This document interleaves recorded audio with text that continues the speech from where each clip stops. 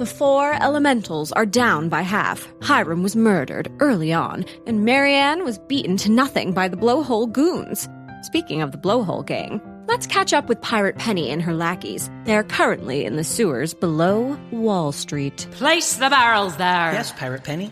Those fools never knew when they built the sewers that we'd commandeer them for a noble purpose. I guess it's the one benefit of that cholera outbreak. Oh, that and my cousin inherited a mint when his folks croaked from the cholera. Oh, what kind of mint? Spearmint. Oh. Hey, that's a good mint. I guess. Enough talk of mint. Lash the barrels together. This shall provide a suitable hidey hole until we activate them. How do you activate a barrel? It's not the barrel, rather what's in the barrel. The oil? Yes, all part of the plan. How is it that whale oil, olive oil, and crude oil are all oil? It seems like they ain't similar at all. Well, them's all liquids. So is water, rum, and lava, but hey, I'm only drinking one of them. Right, but... Didn't your parents teach you anything? Oil is any non-polar chemical substance that is both a water-fearing and fat-loving liquid at room temperature. My brother and I would... No, there's no time for the mawkish remembrances of oil talk. Finish tying up the barrels and meet back at the lair. I like that she's a hands-on leader. Not all leaders would go with you into a sewer.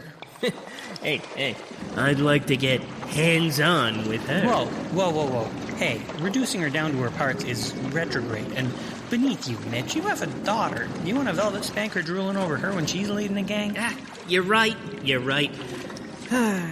What's the deal with room temperature, anyway? I've been in a lot of rooms with lots of temperatures, and don't get me started on the seasons. Here we go with you and the seasons. Hey, I'm just saying, in order of hotness and temperature, it goes summer, spring, fall, winter. But in terms of hotness and looks, it's fall, spring, winter, summer. That's crazy. Spring is way hotter than fall. Imagine spring's eyes on summer's calends. Oh, am I right? Their conversation degrades into vulgarity very quickly, and even for goon talk, it's quite blush-inducing. Calends, by the way, is the first of the month, but that's all I'm getting into regarding calendar talk. Rather, let's get back to Eugene's brownstone. Eugene passed out after eating some more of a hallucinogenic mushroom, and Anjus finds herself face-to-face with almost Officer Shaindel Doubles Blum. Shaindel wants to bring them in because it was promised that whoever captured Henry B. Lubbins' murderers would get an instant promotion to sergeant. Or was it captain? One of those. Let me check my notes. 2-bar captain. So, there you have it. Were you hiding there the whole time? Yes. We've been here for over half an hour. I was crouching. How did I not see you? Jews are excellent at hiding. We've had to hide throughout our history. But half an hour? Well, I was going to say something, but then the moment passed, and I wanted to make it kind of dramatic. You did. Oh, dog. So, I guess it was worth it. Though I do have a climbing cramp. You should stretch before you crouch. Say that now. Where were you half an hour ago? Here. Oh, right. But no more of this delightful banter. I'm bringing you in. But we're innocent. Then you'll be acquitted in court. The justice system works. You don't believe that. No one believes it, not even the judges. Especially the judges. You could try that new appeals court where they let a weasel scratch at a series of verdicts, and if he sees a shadow, then you get time saved. It's always a male weasel, isn't it? Never a she-weasel. Never a sheezel. Typical. Look, I know it's not perfect, but this is the only way I'll become an actual officer. No one takes me seriously. Not at the station, not even at my shul. We were supposed to have Goima Oima hit a baseball in celebration of the end of the counting of the Oima, but I messed up the days. So my Shoma of the Goima Oima Homa over Lag Bayoma was a Hayoma Bona. So you understand my predicament. No. And yes, we all are captive to our past, our mistakes, our lives. You know I am sexually and emotionally attracted to plants. That I did not know. Oh, Well, the sapling's out of the burlap now. I thought you were with me when I told Eugene. No. Oh, that was Big Stick. Who? Crime-fighting hero? Neat. But go on about your Grinch stuffing. It dominated me for so long. When my parents died at the Castle Clinton clown fire, I was orphaned. I was adopted by the wealthy widow Clara Peachtree, for which type of apple are named peaches, which was very confusing. But she let me explore her orchards upstate, and I fell in love with an apple tree. We carried on our affair in secret until one night Clara caught us mid-coitus. How? Just so many hows, but also I don't... Just keep going. She made Purvis, her manservant, cut the tree down right in front of me. I pushed away my feelings, turned them toward the botanical pursuits. I theorized if I could shunt my passions toward studies scientific, I could turn my sickness into something useful. I was the first female graduate at the botany school at Rutgers, and I earned a doctorate, which they were unable to award me because it is illegal for a woman to hold a doctorate in New Jersey. And yes, there was a law saying goats could be doctors, but not women. Only Jersey understands Jersey, as they say. Clara died and left me a fortune. Most of it was kept in convertible bonds and erotic silverware. I sold off the phallic forks to fund my education in Europe. In Zurich, I was able to earn a special doctorate in corsetry from the Radical College of Women's Arts, so I could call myself a doctor. It was demeaning, but I wanted the title. And I also learned how to make busk fasteners. Also, if you used an overbust corset, it would really flatter your bosom. Okay, my bosom flatters itself just fine. True. But anyway, with that degree, I could call myself Dr. Anjus Troop, officially. Later, I met Hiram at a party celebrating Boron. Oh, this part I heard about. Our little coterie formed, and I thought I had beaten those feelings. I closed my eyes and thought of the pleasures of being normal as I let Hiram court me. We were engaged, but I found employment at the Botanical Gardens, put in charge of the Fernaceum, the largest collection of ferns in the hemisphere. And this little maritoid, its fronds were so... And the way its fleshy rootstock, it was love. I spent days, weeks in the Fernaceum. I let everything else lapse. I was love drunk, and one night Hiram showed up. He saw my tongue sliding down the pinna, and the engagement was over. My normalcy was over. I left for the Amazon on the next boat. I joined with a National Geographic expedition to photograph the most dateable cannibal. It was not a success. I didn't care. I only cared about the jungle, about pushing myself to find the most vicious, the ugliest of plants, choking vines, poisonous blooms, razor-sharp grass. The acid of a spitting orchid took my eye, but I still pressed on. Terrible. I wanted to hate every carbon dioxide-needing, sun-loving vegetable. But instead, the plant kingdom's beauty filled me. The fields of flowers, the sunlight through a canopy of trees, the lily pads.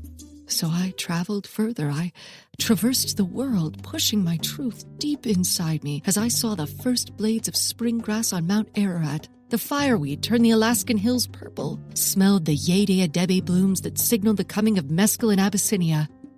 And I hated myself. So I decided to hunt the rarest and most feared of plants. Poison ivy? Hardly. No. The Uzbek snapper. It was rumored to grow in the Kizilkum Desert. The Uzbek snapper, according to legend, was said to growl like a jackal and bite like a shark. It was believed to be only a myth until I found it. When I discovered it, I was broken, tired, exhausted. My guide had run off days ago with my camels and supplies, left me to die. I staggered the wasteland, praying for death through blistered lips and a bone-dry tongue. I finally collapsed on a small outcrop of rocks. My breaths shallow, the blood pounding in my ears. But I could hear something. A low snarl. I turned, and there it was. The Uzbek snapper. It was like a giant fly trap, its stalk undulating back and forth. I reached out toward it, and in one quick bite it took my hand. But then, slowly, a warm, milky sap ran down its leaves and into my mouth. I had fed it my hand, and now it was feeding me. It saved me. It kept producing the sap and leaking it into my mouth for days until I was strong enough to get to my feet.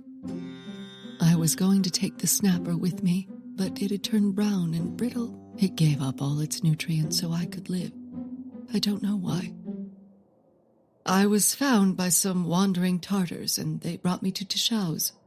On the long voyage home, I accepted myself, and here I am. But you didn't tell anyone. I'm sure Hiram told Maryanne, and Eugene is Eugene, so it's not a straight and easy path. But they all accepted you. Hiram took it hard. He named a species of fish after me. Oh, but that's nice. A species of hagfish. Not so nice, maybe. Science trumps the personal. Sounds like science is personal. So you're with the plants. What about Eugene? Is he seeing anyone? No. Why? Just covering my corners. But for a picture, he's not so You bad. have to let us stop Project Lane Whale. I'm not sure what it is or how it is, but we need to stop it. Yeah, I know. Look, I want to be an officer, but not like this. Not this way. Let me know how I can help. Right now, I need some sleep. You go ahead. I'll watch the streets.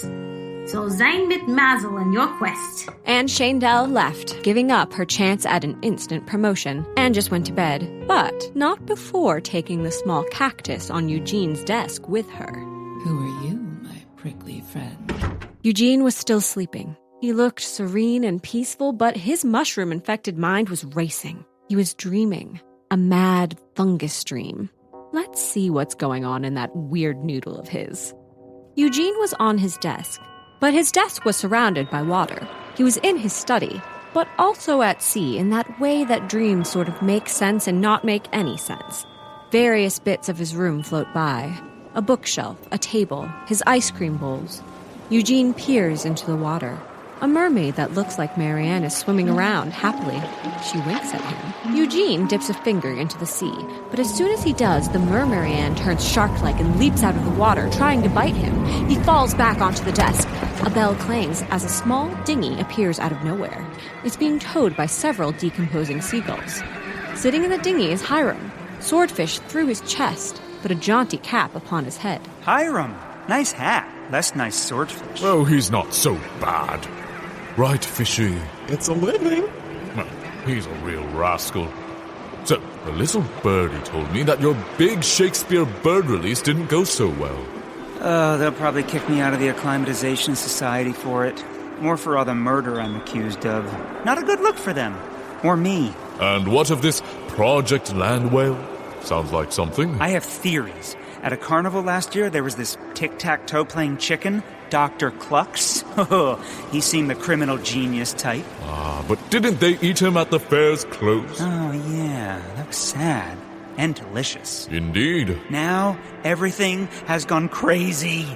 You're lucky you died before all the dying started. My timing was always impeccable. I did manage to witness 20 moonlight squid orgies. What's the other side like? I can't say much, but in 3 words, empty, void, butterscotch. Wow. I'm sorry about Maryanne. Yes, it is a tragedy. And all that's left was a small smudge of caviar. Caviar from a mackerel. Is that a... Just then, a half-tugboat, half-scrimshaw desk floated by. Lubbins captains the odd vessel, the octopus still wrapped around his face. Yikes! Octopus Lubbins? Lubbins then banged his desk, which began to leak oil, polluting the water, turning it black. Symbolism. A little direct, but the dream is what it is. Quite something, isn't he? In life, my nemesis, but in death, quite the squash partner. Were you really going to help him with that court case? I was hoping I could make the jury see the beauty of cetaceans, that the whales could be saved. But it's all post now. Let her and let be. What?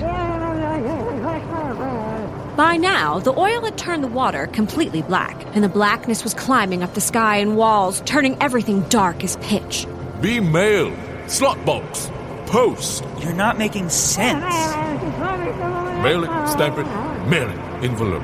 The whole of the world was now black, except for a small pool of light, which for reasons known only to Eugene's subconscious, Sir Francis Drake emerged from. He walked across the water, which had now solidified into a floor. Oh, hello, fellow. It's nearly tea time. Drake! Oh, Eugene, this is... Terribly rude of me. Sir Francis Drake, defeater of the Spanish Armada, explorer, knighted by Queen Elizabeth's own sword. Later I showed her my sword, if you get my meaning. Nope. Oh, really? me? He has a copy of Gruber's biography. Oh, a fan! Excellent! Well, Drake goes to the wall where there's now a bookshelf and takes out a book, opens it. He pulls a quill pen from nowhere. let me autograph this then. To Eugene. 'Tis Eugene, yes? Yes? Excellent. Keep your sails to the wind and always check the mail. Your pal, the Drake. Well, that ought to have its value. Ah, come now. Tea time in the afterlife. It's cucumber sandwiches today. Not if I squeeze yours first. With that, they all begin to fade away. Wait. Hiram? I'm sorry. I'm... Just be mail. Letter post me in the morning. But They were all gone. The blackness closed in, and suddenly a bit of the ink-dark sky bonked Eugene on the head. This woke him from slumber, and he realized he was thrashing in his sleep, and had knocked a picture off the wall. Oh, it was just a dream. That bit of falling sky was just this painting. And Francis Drake was just this Drake's cake I put under my desk leg to keep it from wobbling. And the water was me wetting my... Oh. One quick change of pants later, and Eugene was back to puzzling out his dream. But dreams do have meanings. Maybe Hiram was speaking to me across the spectral veil. There must be a meaning. Letter? Mail. Post? Letter. Box. Box. Mail? Of course! My collection of boxing lithographs. Ha! Vic Thumps, you sure could jab. Grizzly Joe, you sure were grisly, but how will you help? This can't be it. Think, Nedley. Think. Stamp. Mail. Envelope. Mail. Box. Mail. Letter. Mail. Mail? Mail? Nothing. It's brain gibberish. Oh, well, I should at least check the mail. Ta! The mail! The mail! Yes! Oh! A letter! A letter! There's a letter! Mail! Mail! Mail! Wah! It's too early to be celebrating. What are you, a Slovak? Dream. Letter. Mail. Hold on. I've got prickles in some sensitive places. Cacti look good at night, but in the morning you realize that... The mail. Yes. Can we stop celebrating for a moment? Letter. Sure. Let's not oversell it, but I did solve the old dream mystery. Right, but who's the letter from? It's from Lubbins from the day he died. Oh, wow. Open it. First, let's see if there's a clue on the envelope. It says urgent priority on the front. Notice the stamp. George Washington, inventor of the stamp. I don't think that's true. Well, then who did? I can answer that. Professor Mike, the man renting my top floor? The missus caught me tutoring a student in our bed, and not during office hours, so I'm hiding here. 'Cause she's on the warpath. But anyway, to answer your query, stamps were first used as part of the postal reforms initiated and overseen by Sir Rowland Hill. How do you know so much about stamps? Because I'm a master forger. Yeah, I forge all sorts of things. How do you think I can afford a top floor on a teacher's salary? Can I hide this hunk of rock I'm working on with you? I guess. There you are, you scoundrel. That's Professor Mike's cue to beat feet. I can outrun you any day, you philandering egghead. They have fun. Oops, I dropped that thing Mike gave me and it's super broken. Oh, well. Open it! Letter. Right, from Lubbins. Let's see what we got. This solves everything.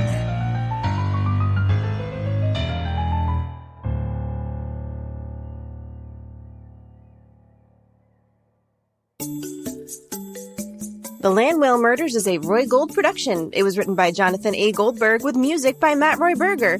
It was directed by James Oliva and mixed by Martin D. Fowler. Have you checked out our awesome Teed shirts and other cool merch at our Tee Public store? Do it! Please? It really helps out the show and pays for my peppercorn hobby. I just can't stop putting peppercorns between my fingers. In every color! My family won't even talk to me anymore. It's just you and me now, pink and black and red peppercorns. Anyway, keep on flowering and always heliotrope toward the one you love.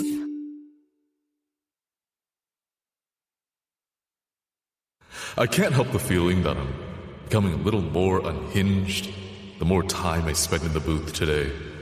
And I think it's working. I think it's working for Hiram. You know, Hiram, flashback Hiram, dream Hiram. Probably about to jump off a building and then disappear into the endless void forever unless you cling onto his memory, Hiram. Yeah,